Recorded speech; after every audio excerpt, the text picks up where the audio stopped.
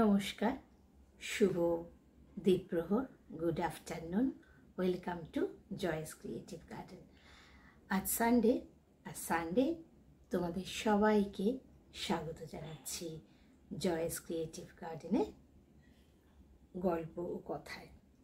আমি এর আগে সানডে সাসপেন্সে কয়েকটা হেমেন্দ্র কুমার রায়ের ভূতের গল্প একটা বলেছিলাম, পুরোটা পার্ট বাই পার্ট। সেটা শেষ হওয়ার পর আমি শুরু করেছি বুক ফেয়ার থেকে কেনা সবুজ পাতা, যেটা শিশু কিশোর একাডেমির। আমি শুরু করেছি হেমলতা দেবীর আশ্চর্য মানুষ রবীন্দ্রনাথ। কিন্তু আমি খুবই দুঃখিত যে গত রবিবার আমি কাজের চাপে একদম আসতে পারিনি। আমি তোমাদের বলেছিলাম যে রবিবার সকাল হোক সন্ধে হোক আমি ঠিক আসবো, কিন্তু আমি গত রবিবার আসতে পারিনি। তার জন্য প্রথমেই আমি ক্ষমা চেয়ে নিচ্ছি। তো আগের দিন আমি যে অংশটা পড়েছি সেখান থেকে আমরা জানতে পেরেছি যে আমরা যে জানি প্রেমিক রবীন্দ্রনাথ বা রবীন্দ্রনাথের সব দিকে তিনি যে পারদর্শী ছিলেন, কিন্তু তার মধ্যে যে একটা মাতৃস্নেহ ছিল সেটা আমরা জানতাম না। সেটা আমরা জানতে পেরেছি আশ্চর্য মানুষ রবীন্দ্রনাথ, হেমলতা দেবী। তো যারা এখনও আমার আগের পডকাস্টটা দেখোনি সেটা অবশ্যই দেখে নিও আমার চ্যানেল। তিনি নিজের সন্তানদেরও পিতামাতার জড়িত স্নেহ দিয়ে লালন করেছেন। অকালে পত্নী বিয়োগ হওয়ায় সন্তানদের জীবনে এই যুগ্ম স্নেহ কার্যকারী হয়েছিল। শিশু সমী অতি শৈশবে মাতৃহীন হয়। তার প্রতি কবির স্নেহ কি নিবিড় ছিল। তার মৃত্যুতে কবির মর্মবেদনা যারা কাছে ছিল তারাই জেনেছে। কি আশ্চর্য সহিষ্ণুতার সঙ্গে কবি এই দারুণ সন্তান শোক গ্রহণ করেছিলেন, ভাবলে বিস্মিত হতে হয়। সমী ছেলেটা ছিল যে কি সুন্দর, শুধু রূপে নয় মন মাধুর্যেও যারা তার মনের কথা শুনেছে তারাই জানে। কবির অনুপস্থিতি একদিন দেহলির দোতলায় বইকালে সমী বসেছে কবির সামনের ডেস্কে। একটা খাতা আর পেন্সিল নিয়ে হিজিবিজি লিখছে কত কি। কবির ঘরটি ঝাড়া মোছা ঠিক মতো হয়েছে কিনা দেখবার জন্য ঢুকেছি সেই সময় সেই ঘরে।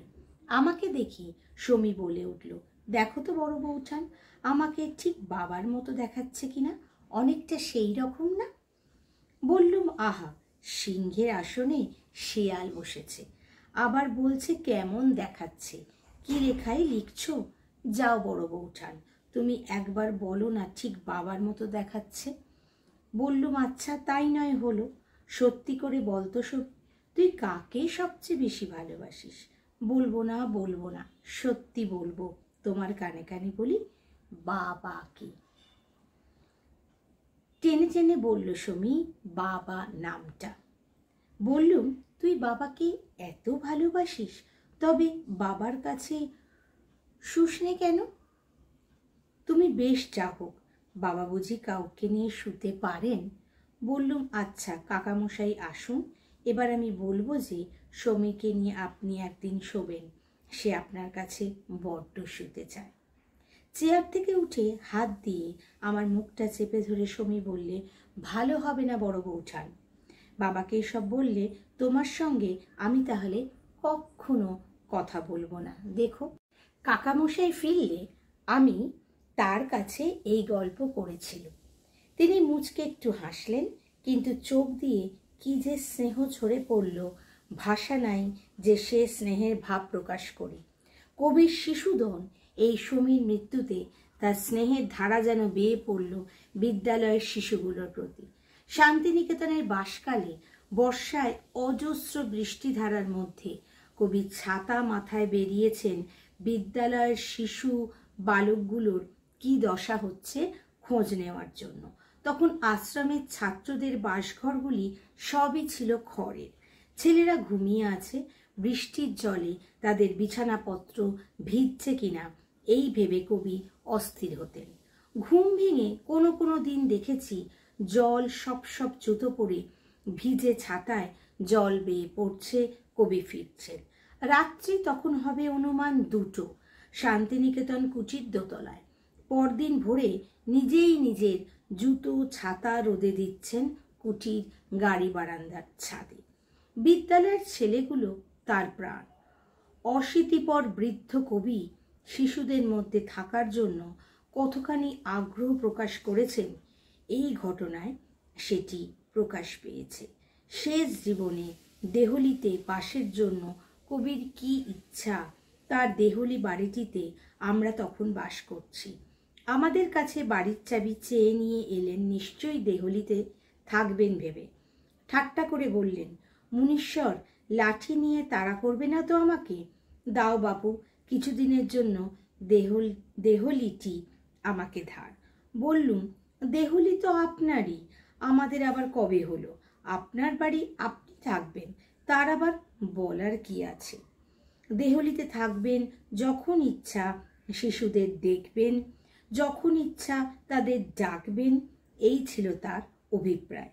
বললেন, শিশুদের আমি আবার পড়াবো পূর্বের মতো। তাদের শেখানো আমার শেষ হয়নি। আরও বললেন, শিশুরা তো মনের কথা ফুটে বলতে পারে না, আমার কাছে যখন ইচ্ছা আসতে পারে, তাই আমাকেই তাদের কাছে যেতে হবে। দেহলিতে বাস করা এখন তার পক্ষে সম্ভব নয়, আমরা জানতুম, কিন্তু এতটা চার ওপর কোনো কথা বলা চলে না ভেবে নিরস্ত হতে হলো। পাশে বসা একজন বলল, দেহলির যে সিঁড়ি, ওঠানামা আপনার কর্ম নয়। কবি বললেন, নাই বা নামলুম, একবার উঠবো আর নামবো না।